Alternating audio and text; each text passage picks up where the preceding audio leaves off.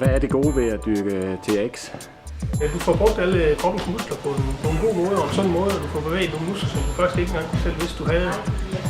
Og det gør, at det er specielt kårpartiet, som man får trænet rigtig godt, det vil sige maven og ryggen, og det er fordelagtigt for mange.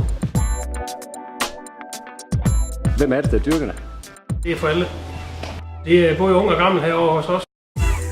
Det gode for mig i det er, at det er en fuldendt øvelse, der er i TRX. Du får brugt alle kroppens muskler på en god måde, og samtidig får du også pulsen op. Så jeg synes, at det er en specielt ideel sport i forbindelse med dem, der dyrker f.eks. spinning eller løb.